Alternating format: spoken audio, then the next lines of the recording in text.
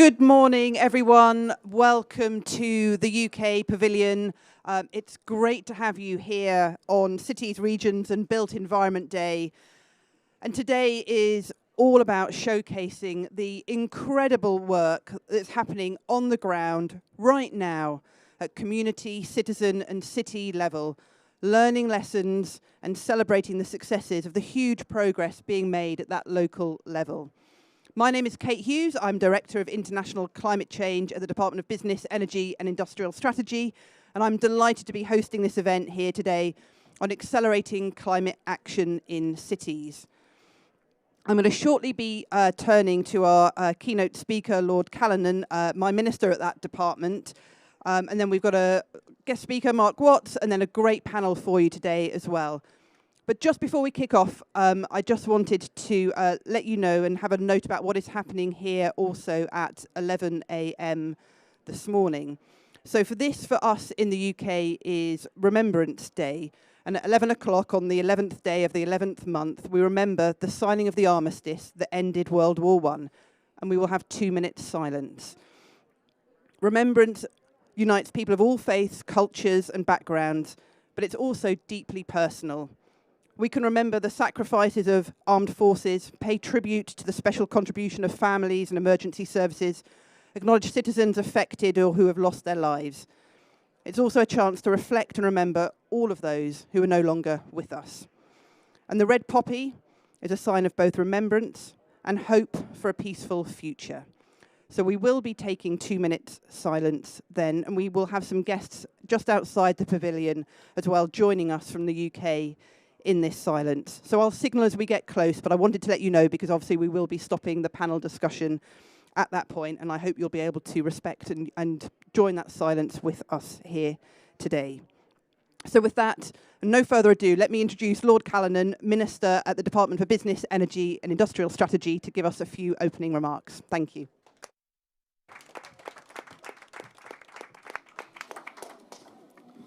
Well, thank you very much indeed, Kate, and good morning, everyone. Great to see so many of you here this morning. So at Paris in 2015, we committed to keeping global temperature rise to below 2 degrees C.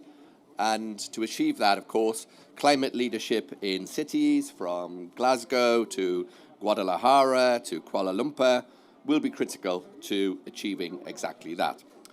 Because we also know that the majority of the world's population now live in urban areas. And while, of course, cities generate 80% of global GDP, they also drive 3/4 of energy-related carbon emissions.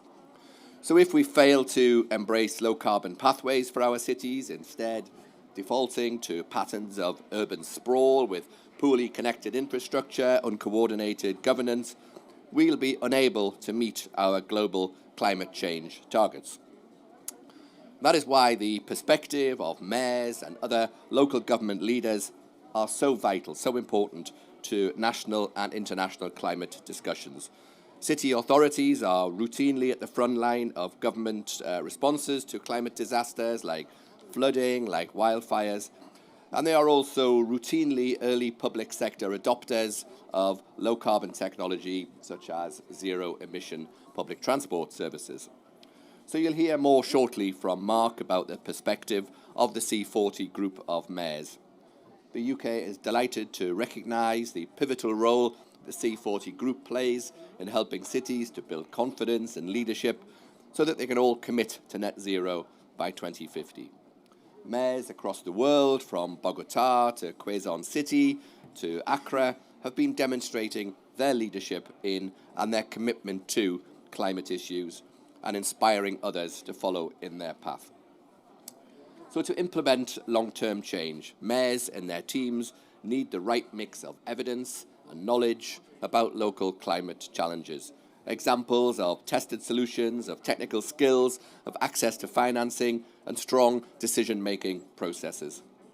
And that is why I'm particularly proud on behalf of the UK government to announce a new £27.5 million commitment to support selected C40 cities in Asia, in sub-Saharan Africa and in Latin America to mobilise their local political and technical leadership on net zero.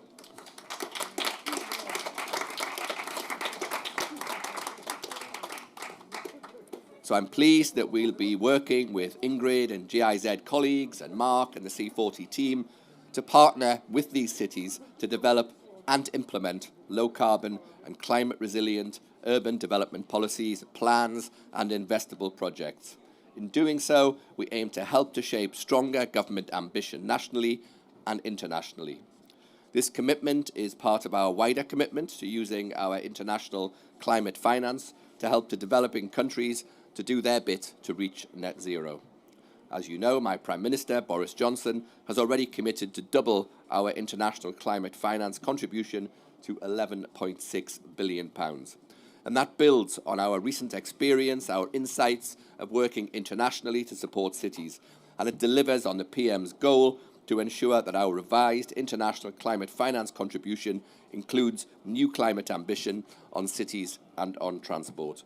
So whether it's creating better infrastructure for cyclists, for replacing diesel or petrol cars with new electric vehicles, or indeed promoting clean energy generation, these city-level interventions will help to not only cut emissions, these city-level interventions would help to provide practical examples to inspire national governments to take stronger action. So thank you very much indeed for your time, for your commitment, and I look forward to hearing the discussions as they proceed. So thank you very much indeed, Kate. Thank you very much, Minister. And what a great announcement. What a way to kick off this session here today. So thank you for that. And that with that, let me turn to Mark Watts, who's C40's Executive Director, to tell us a bit more about this programme and what the C40 is doing. Thank you, Mark. Well, thank you, Kate, and indeed a big thank you to Lord Callanan and to everybody at BEIS who've been really incredible partners for C40 and remarkable commitment and support to cities to tackle the climate crisis. Lord Callanan already mentioned how central cities are to driving forward innovation, economic development, and how vital cities' role is to deliver on the global climate targets. I wholeheartedly agree, and what we really see through C40's network is mayors, leaders of city governments who are really committed to leading on the delivery of science-based targets and climate action, raising ambition across their country and region, and creating and scaling sustainable solutions. And if we look back in C40's history, hot on the heels of that Paris Agreement back in 2015, just a few months later in 2016, C40 mayors committed to develop and deliver climate action plans consistent with the highest ambition target of that Paris Agreement to constrain global heating to no more than 1.5 degrees. And our focus ever since has been to support cities on delivering those plans, halving emissions across all of the C40 cities by 2030 and building more just and equitable communities as we do so. And in doing that, what we're seeing in those pioneer cities is a demonstration that it's possible to cut emissions at the pace and the scale that the climate emergency demands and achieve more thriving, more prosperous communities while we do it. And I've been really delighted being here at COP that last week, through the city's race to zero, we were able to announce that now more than 1,000 additional cities have committed to those same science-based targets that C40 cities have pioneered. And the estimate is that the aggregate impact of those commitments will be to reduce by 1.4 gigatons greenhouse gas emissions annually by 2030. That's the equivalent of taking out the entire emissions of a big industrial country like Japan. So cities and national governments have got a real natural reason to partner on climate action. Mayors can't deliver on their science-based targets without the support of national governments, but similarly, national targets will be out of reach unless they empower cities to really take a lead and deliver, which is why at C40 we've been so pleased to work with the UK government, ensuring through their support that Global South cities in C40 are receiving the support, the capacity building that they need to meet mitigation and adaptation targets to advance a just transition and prioritise green and sustainable employment. And Just quickly, Kate, and just looking back at what we've already achieved together with support from the UK government, we had the C40 Cities Climate Action Planning Programme and the C40 Finance Facility, which we work hand in glove with Ingrid and GIZ, helping cities build a strong basis to plan and attract finance for ambitious climate action, and the mayors and city representatives that are joining us today are a fundamental part of the success of those programmes. But when I look at C40's internal climate action tracking data, what I see is, on the one hand, we've doubled the number of high-impact climate actions in the last 6 years, which is a fantastic achievement, but we need to treble it in the next 3 years. So that renewed funding that we've heard from Lord Callanan today is absolutely vital to achieving that. To date, the now UNFCCC award-winning C40s Finance Facility Programme, which we jointly manage with GIZ, has supported 18 cities preparing 20 projects for investment. Those projects alone are projected to reduce by over 2.5 million tonnes of greenhouse gas emissions and leverage investment of $650 million US. And that renewed support from UK government will significantly increase the number of cities and projects supported and build on the now also generous funding from the German and French governments. UK government funding has also, alongside help from other donors, helped 64 C40 cities from Accra to Medellin to Quezon City develop tailor-made inclusive climate action plans. And when he gets through security, you will hear from a moment from Mario Silva about Guadalajara's, again, UNFCCC award-winning climate action plan, which has incorporated the broader metropolitan area around the city as well. And so with our new Urban Action Climate Action Programme, UK government support will help 15 C40 cities in Africa, Latin America and Southeast Asia to deliver actions from their climate action plans, putting them on a pathway to their fair share of halving global emissions by 2030. And that's going to be everything from implementing zero-emission building codes, requiring renewable generation for municipal buildings, electrifying their bus fleet, restricting polluting vehicles from parts of the city. And C40 mayors are going to be working with their citizens, with businesses and national governments to drive forward those policies to facilitate a green and a just recovery from the pandemic and set a benchmark for other cities in their countries and regions. So we've got a lot more to do. We've got to accelerate our action like never before, but C40 mayors are committed and willing to lead on science-based climate action, and we are incredibly grateful to the UK government for their strong recognition of the transformational power of city climate action and the critical support which Lord Callanan has announced today. Thank you so much.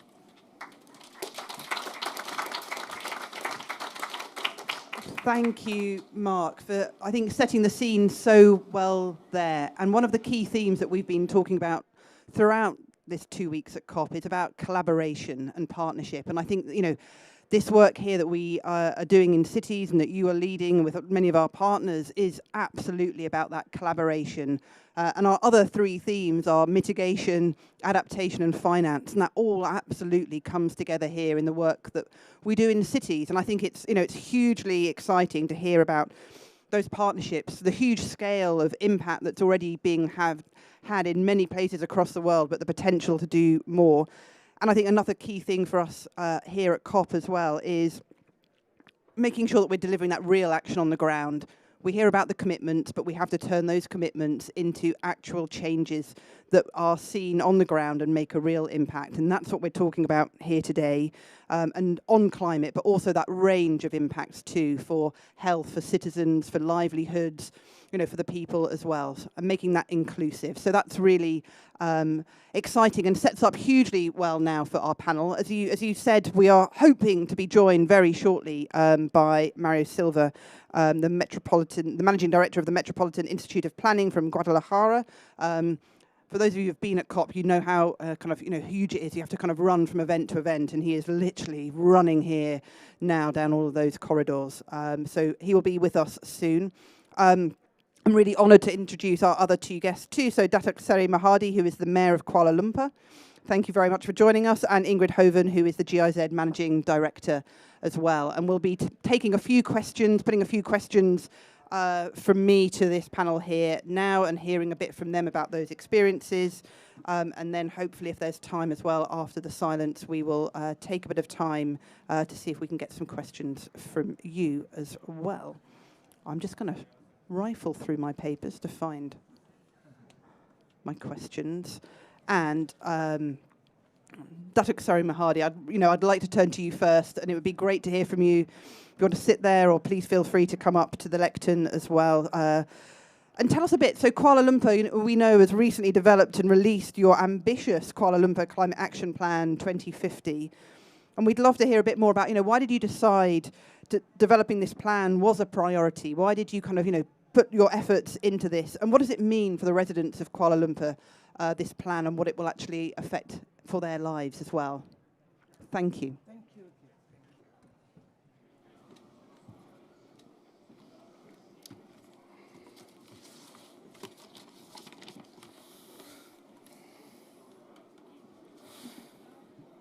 Thank you very much, Kate, for the kind introduction. Excellencies, fellow panelists, ladies and gentlemen, a very good morning to all. Permit me to extend my appreciation to our host, the UK Department for Business, Energy and Industrial Strategies, or BEIS, for the funding received to prepare our Kuala Lumpur Climate Action Plan 2050, as well the opportunity to share our progress. I am pleased to be here amongst climate change leaders from around the world. Ladies and gentlemen, Kuala Lumpur is Malaysia's most populous city, spreading across 243 square kilometers. However, Kuala Lumpur is not free from its challenges, and the city is already experiencing the effects of climate change. For us, it comes in the form of unprecedented heavy rains, more frequent incidences of flash floods, prolonged periods without rainfall, as well as the increased temperatures to an already hot and humid city. Kuala Lumpur City Halls, as a city council, climate action journey actually began several years ago. We started by undertaking City Hall focused action through our common carbon management plan. Then move on to cityscape programs through our Low Carbon Society Blueprint 2030. Both these plans were mitigation focused. And while they were progressing, it was noted that the cityscape programs were not proceeding at the scale required, and they were also not adequately addressing the worsening climate hazards in the city. Therefore, a climate action plan was the next logical steps in our climate action journey. Through the Kuala Lumpur Climate Action Plan 2050 development process, we were able to address some existing gaps. First, we prioritized actions that yield larger carbon emission reductions. Then, we identified long-term climate hazard impacts and integrated adaptation action for the city. We introduced sectoral targets where possible, as well as monitoring and evaluation mechanisms for action implementation. We identified and prioritized wider benefits for our residents, especially vulnerable communities where possible. And finally, we identified collaborators, all the actors required to engage and mobilize climate action at the city scale. Ladies and gentlemen, moving on to the most important part of this climate action plan on how it will improve the well-being of our residents, the vision for Kuala Lumpur is to become a world-class, livable, sustainable, resilient, and inclusive city for all. No one left behind. My dream is to provide a great quality of life for KL residents. Our climate action plan work to prioritize actions that will yield the most core benefits for our residents' well-being. Through its implementation, benefits such as economic savings and air pollution reduction, of course, clean air from mitigation action, as well as improved public health and quality of life from adaptation action will occur. To illustrate this, let me share our current Wan Semaju Carbon Neutral Growth Center project. This is aligned to the 15-minute city strategies which many European cities are demonstrating. In addition to installing solar panels on all public buildings and infrastructure in the area, I will share some climate action that are being implemented as they have the greatest well-being benefits for the residents. We are introducing our first Go KL electric bus fleet operation in the area, as well as establishing a well-connected cycling and pedestrian network to encourage zero emissions transportation as a viable option for residents. We anticipate improved active mobility access, air and noise pollution improvement, as well as the long-term improved public health of residents. Especially as Malaysian, we do not exercise enough. So we need to do a lot of exercise. So this infrastructure will help them, will drive them to exercise more. We will establish new neighborhood parks and plant trees for shade along sidewalks for the cooling effect to its surrounding area. As probably you know, Kuala Lumpur is hot and humid. So we need a lot of shade. We need a lot of plants to actually bring cooling effect to the areas. This initiative will increase the recreational space for residents as well as decrease urban heat island effects, which will be vital in our already 30 plus degrees Celsius climate.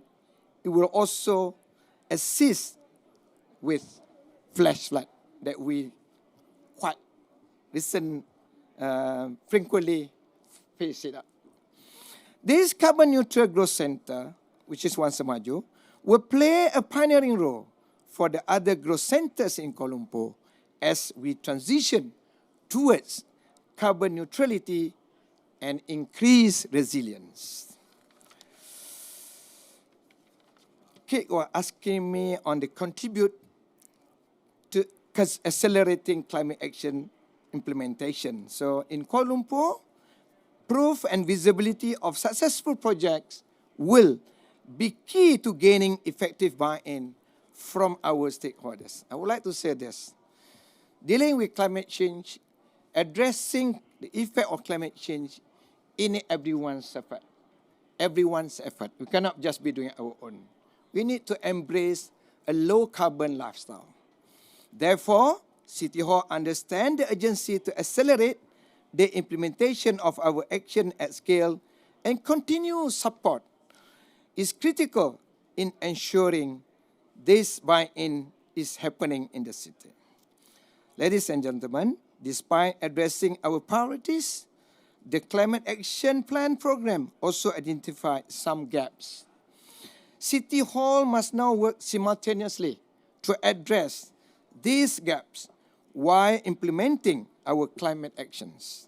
Support from the UK government, delivered through our experienced partners, C40s Cities, will be crucial in ensuring that our multiple priorities can be managed successfully. In particular, support in key areas which are not traditionally part of City Hall's existing protocol and budget, such as fostering collaboration as well as mainstreaming and building capacity on the climate agenda, will be of extreme importance. As the City Hall, there is a limit to what we can independently undertake to deliver climate action. In some cases, we are able to provide infrastructure. However, understanding user behavior and raising awareness of our stakeholders is equally, if not more, important for the success of our climate action plan. In other cases, we will rely on private businesses and landowners for implementation, and the capacity to engage and build consensus with them will be essential to unlocking results. Moving forward, we ourselves will need to go onto the ground and lead engagement and awareness building sessions. We have had some success in this regard through our local Agenda 21 programs. However, we often rely on partners to undertake outreach and facilitation of stakeholders. Therefore, we must equip ourselves and develop procedures in order for City Hall Kuala Lumpur to successfully engage stakeholders for actions implementation, including unlock financing from the private sector. Just a little bit more, and want to complete this. Kuala Lumpur City Hall must also work to embed and mainstream our climate actions into our day-to-day work and responsibilities. Allow me to elaborate. Through the Climate Action Plan program, we developed a GPC-compliant GSG inventory and climate risk assessment. However, there were many data gaps identified despite our progress. Support on mainstreaming data collection, monitoring, and evaluation will be vital to our implementation success. Lastly, as a capital city, Kuala Lumpur must also be a leader and inspiration for other cities in our country and the region. We will need support to build the technical capacity of our staff to undertake the action at the required scale to fulfill our vision for the city. I think, Kate, that's about all yang I would like to express and mention here. Thank you very much. Oh, thank you so much for sharing those experiences with us, and for giving us such insight into what you're doing in Kuala Lumpur and the success. And you picked up on a number of themes there about. I really liked your points about making it a world-class, livable, resilient, inclusive city, and really thinking about the people and building the capacity of the people, but also working with businesses and the private sector too. You made points too about nature and the role of nature and trees in cooling and helping with any flooding as well. And I think that's a really important part too of what we do and need to do in cities. And you also talked about all the mitigation action and also the transport and the cycling, getting people fit, but also the buses as well. And on that, I wanted to pass over to Mario, and thank you for joining us. Finally, exactly. You've had your exercise for the day, running around. So hopefully you've got a microphone there. And Mario introduced you earlier and said that you were racing here as well, and you're managing director for the Metropolitan Institute of Planning from Guadalajara. And I know you're doing lots of work on transport as well, and looking at that. And I think it'd be great to hear a little bit more about what you're thinking about and how you kind of developed your electric bus corridor and how you went about doing that and the impact on your citizens. Sure. Well, I can use the same. Wherever you are more comfortable, you can sit there if you like. Energy after the run. Well, thank you. Good morning, everyone. I'm so happy to finally be here after this marathon from the green zone to here. So at first, I would like to say thank you to C40 for all the support that we received during the last 2 years. Also to the UK system as a government, because through its embassy, we had a lot of support to this fight against the climate crisis. So thank you very much for all of support that we receive in our state, in Jalisco, and also in the metropolitan area of Guadalajara. And I want to say also congratulations to C40, because two cities in this important cities network received yesterday this Climate Action Award from the United Nations, the city of Paris, and also us, the metropolitan area of Guadalajara. I believe that all two examples inspire other cities and other regions to take actions and think at first in planning, in have a good strategy to achieve some goals. And well, in our case, it's because the metropolitan level, it's a complex step that all the regions have to take.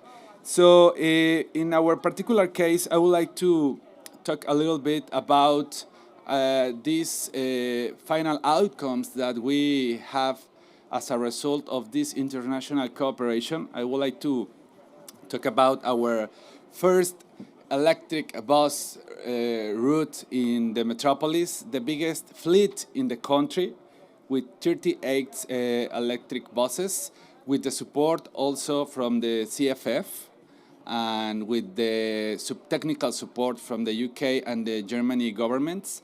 And it's important because we decrease the emissions of CO2, but also it's important because aligned with our Climate Metropolitan Action Plan with the main objective of inclusion, this first electric bus line all driven by women as part of our program for women drivers in the metropolis with the support of the Jalisco's government. And it is part of this first goal related with mitigation. The metropolitan area of Guadalajara is the second largest concentration, urban concentration in Mexico. We have more than 5 million people living there. You can imagine what is the size of the problem. The whole state of Jalisco has 8 million. More than 63% of the population living on a biggest concentration, and also is a concentration of problems, but also at the same time are concentration of solutions. The first goal of our PAC Metro, this is a short name that we use to mention our climate action plan, are focused on the integrated waste management. I'm so happy to share with you that we closed the biggest landfill in our metropolis last 1st of November. It was a big, thank you. Well, all those applauses are from my colleagues. Actually, here's my colleague, Sofia Hernandez. She's from the Minister of Environment, and she's part of the responsible team to achieve that. Gracias, Sofia. And obviously, we have this goal to reduce 30% of our waste in 2030.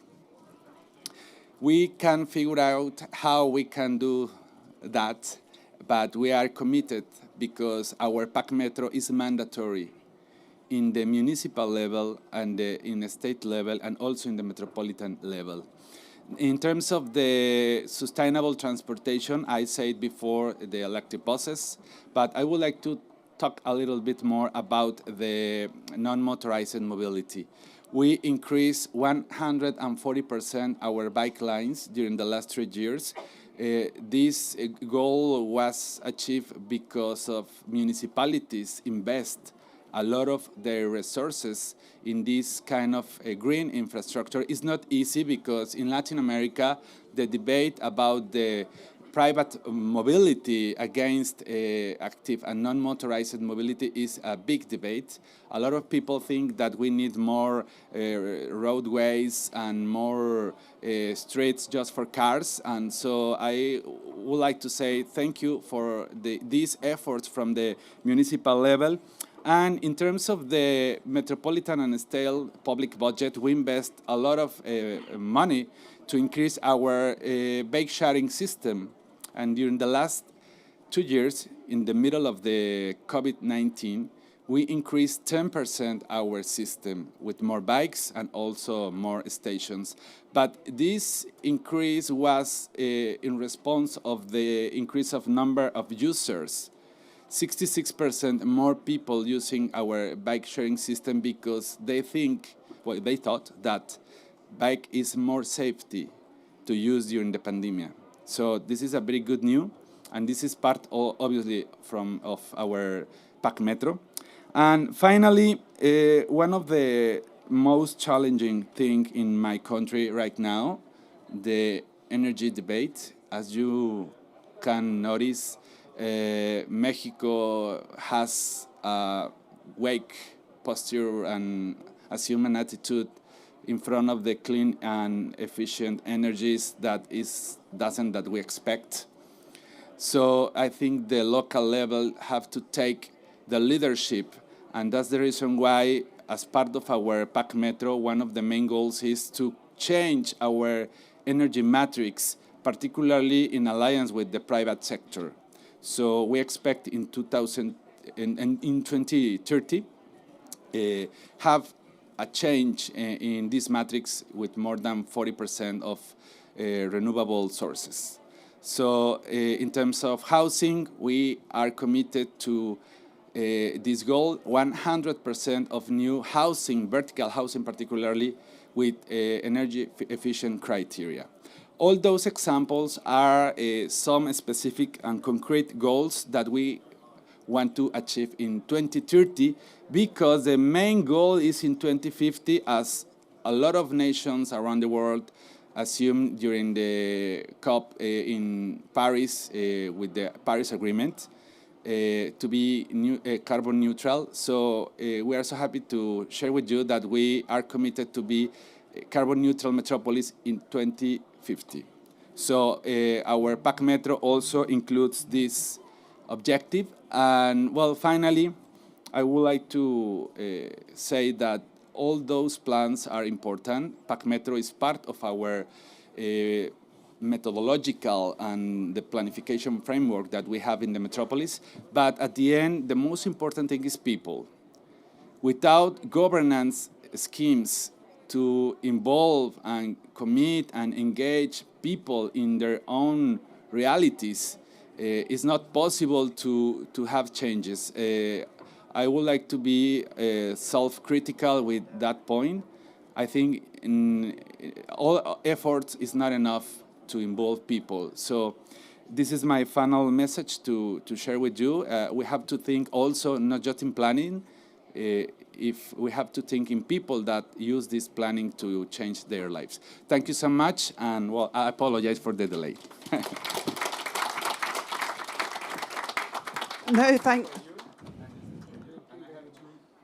Well, thank you so much. Anya, we spoke at the beginning about this session being inspiring, and and you said, Mario, at the start about how you wanted to inspire other cities, and I loved your phrase about the concentration of both problems and solutions. I thought that was a really neat way of putting it, and the challenges that we're talking about today. And I'm going to also give you a shout out for the electric buses and for having women driving those buses as well. We had an event here on Energy Day where we were saying how we needed more women in the sort of the energy sector, the power sector, but that there are more women in the renewable sector. So maybe there's something we know and about the future. So great to hear about that. And you also kind of pointed at the complexity of what needs to happen as well, and the interplay between national and city level, between all of the players, and making sure that people are at the heart of what we're doing. And on that, I really want to turn to Ingrid with a question, because you've worked in this area for a really long time. You understand those problems and opportunities, the complexity, the interplay. And I wonder if you could just tell us a little bit about how you see the success factors that can be really helpful for cities who are on this journey towards net zero. What does it look like, and how can we do that interplay of cooperation? And I'm just going to give you a warning. We may need to cut you off a little bit early, but maybe you can start us going on some of that. Thank you. Oh, thank you so much, Kate, and also for having me here today. But first, I would like to congratulate the UK government for the great leadership that you provided since 2017 in the journey really to support mayors in implementing the Paris Agreement. And then, of course, I would like to congratulate the metropolitan area of Guadalajara with respect to the Champions Award. And we are fascinated about the announcements made today about the UCAP and the possibility that we can actually extend the support through the CFF, the C40 Climate Finance Facility. So what kind of success factors I would like to share with you? And I would like to underline four factors. I think one factor has been actually that... we have to stop? I think Okay. we have a number of people outside, and I think that they're getting ready to be quiet now. So we actually have the Secretary General and the COP President Okay, outside. then I So should- sorry, Ingrid. We should close here. Yeah, okay. Sorry Yeah. to interrupt you, but yeah, Yeah. we're going to start remembering now. Thank you, everyone. Okay. Should we go outside?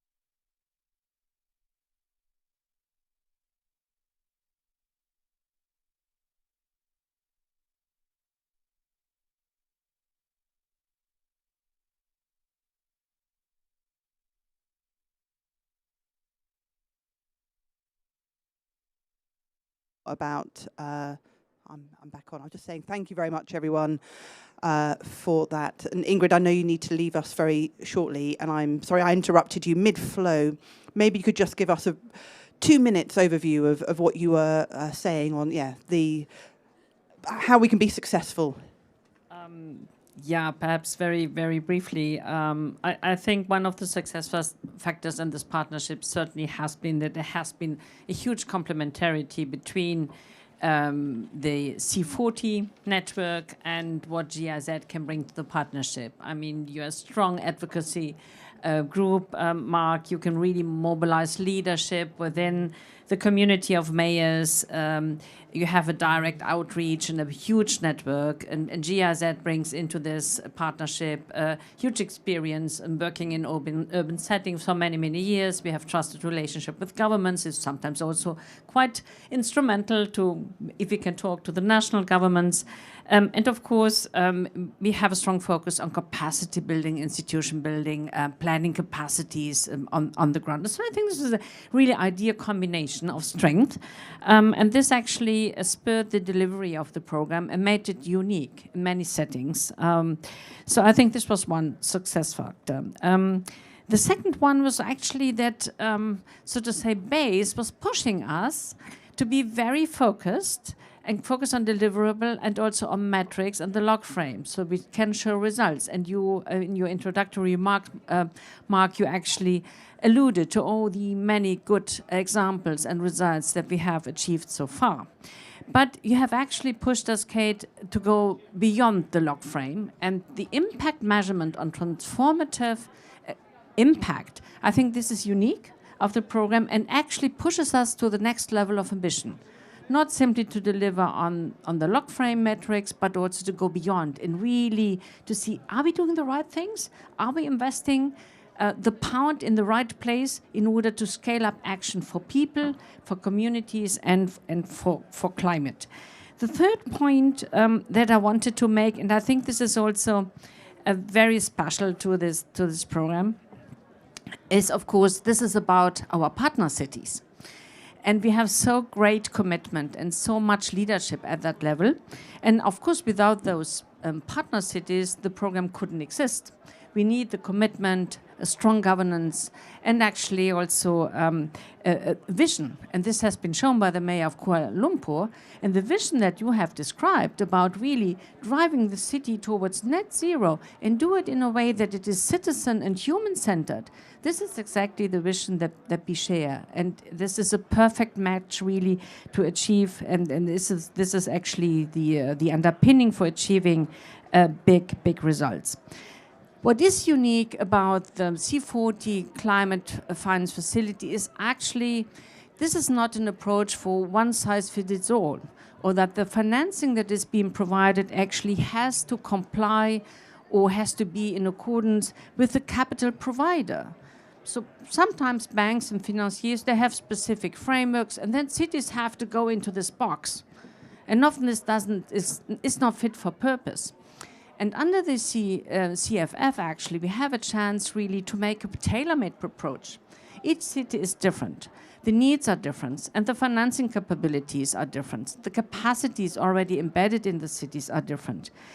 Of course, if we implement tailor-made solutions, it takes sometimes a little bit longer. It takes a longer breath.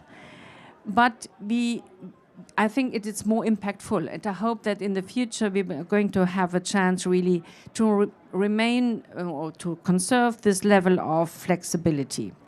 And finally, I think this undertaking is really about partnerships. Of course, BASE has been in the lead, but you have mobilized other donors, the German Development Cooperation Ministry, the Agence Française de Développement, the strong French Development Bank, USAID. So this has become actually a flagship example of a global partnership where a combination of donors actually deliver support to the city level. And therefore the partnership could grow. The financing has been stronger than if we would have walked alone. And I think this has also been a strong signal to this arena here, to the UN family, that these type of partnerships really can deliver in a short time frame, very important results with respect to the climate protection and to the well-being, with respect to well-being of people. Many thanks.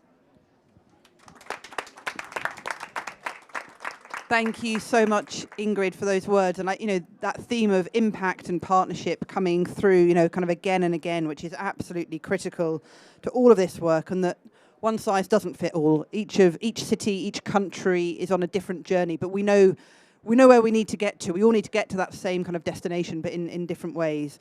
So thank you for joining us. We've got a few minutes left now, and we'll maybe just try and take a couple of quick questions from the audience, if there are any. I'll take kind of 2 or 3. Please say who you are, where you come from, try and keep your questions short, and then we'll come back to the panel to kind of pick up what they want. So maybe if you can kind of shout your question, and I'll try and repeat it for the people at home.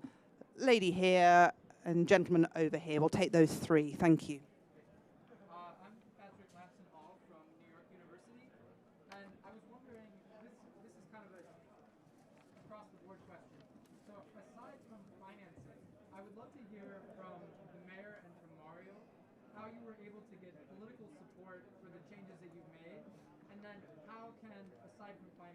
Organizations like C40 support you in building that political. We give you an extra 5 minutes of time.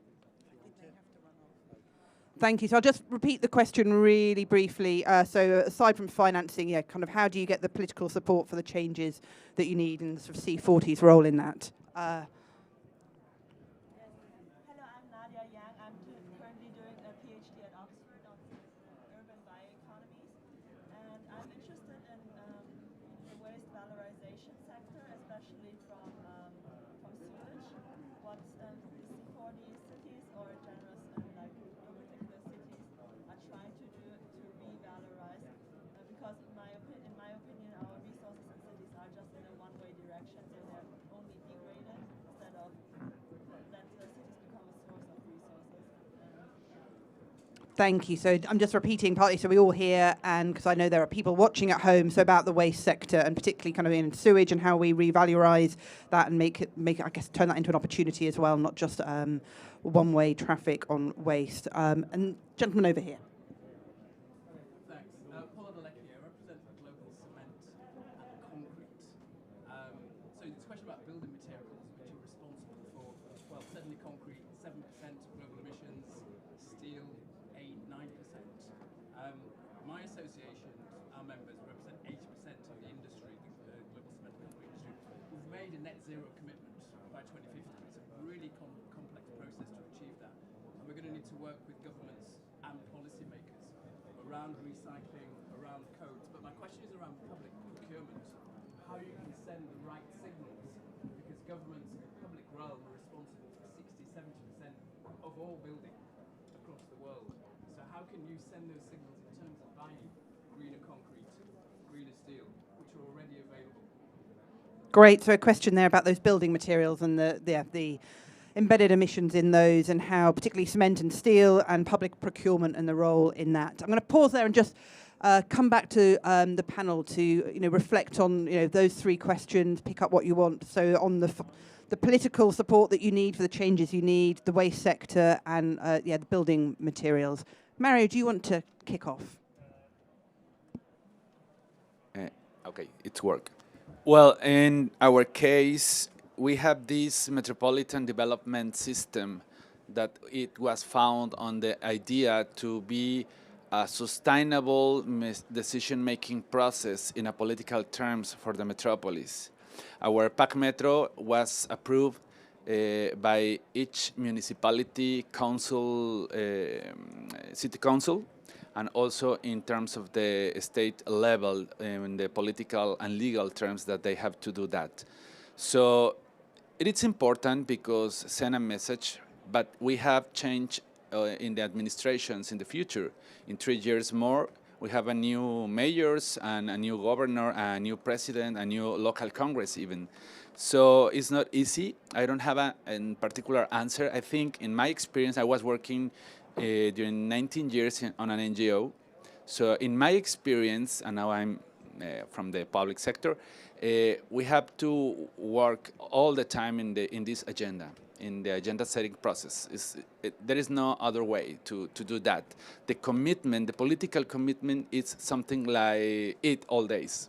So you have to create the incentives and push pressure on the media. And I think all these social movements are important to remind us the importance to act in front of the climate crisis. So that's the answer. To me, the most challenging issue in a local level and in terms of the final result of COP26 is the finance. Because all people in different levels, as prime ministers or presidents or governors or mayors, and even the social social movements and NGOs are talking about taking action, but without funding, without budget. So we have to understand that the public budgets particularly could be climate budgets.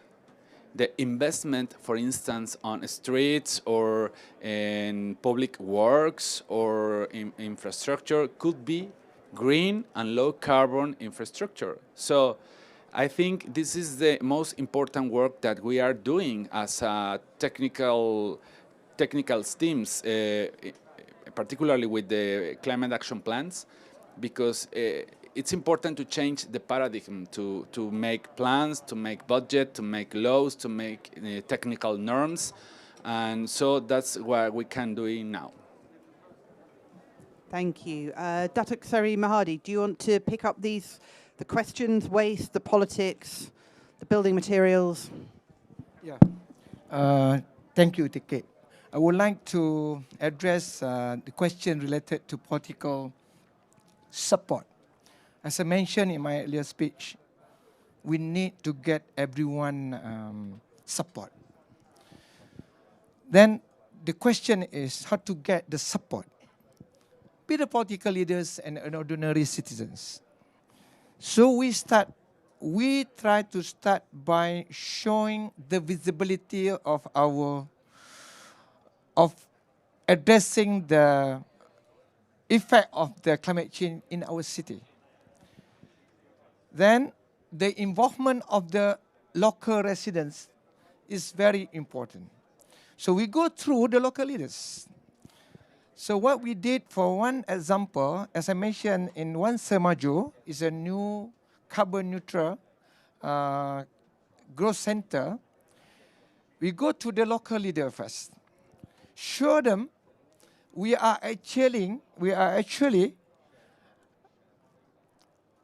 where the climate change is affecting us. Flash flood, fresh storms, rise in temperature and all this. So people fully aware of this. So how do we manage it?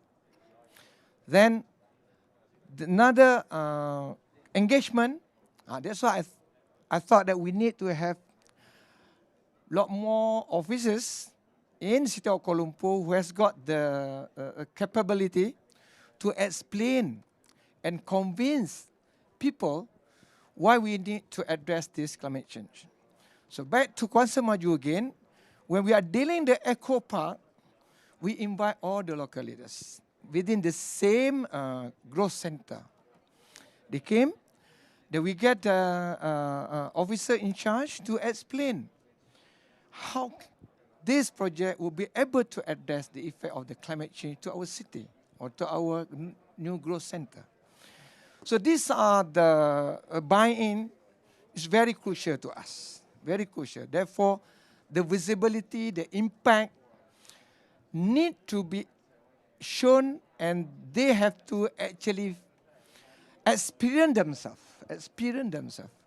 Then I think with that, we have a very good buy-in.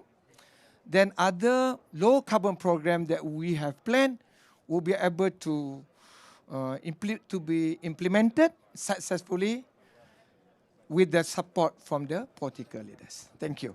Thank you very much. And we're out of time, but Mark, I think you should maybe have the last word on this. It would be great just to kind of leave us with your thoughts on, how do we address some of these challenges? You can give us your 2 minutes, words of wisdom. Well, I can do one very specific one on the building materials question and cement, which, really tough to deal with. I think here, role of cities, mayors is to really create and shape the markets that enable progressive companies to provide the new products that can deliver us zero-emission buildings. So we're announcing an expansion and another thing today to our clean construction program, which is where cities have committed to reduce the emissions embodied in buildings by 50% in the next decade through, firstly, their own procurement. So Oslo, for example, and the major construction that the city itself is investing in has required that clean construction sites themselves and the emissions are reduced by 50%.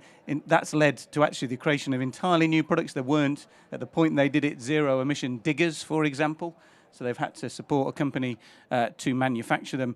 But also then this is going to move on to the regulation for all development with the city setting really strong market signals.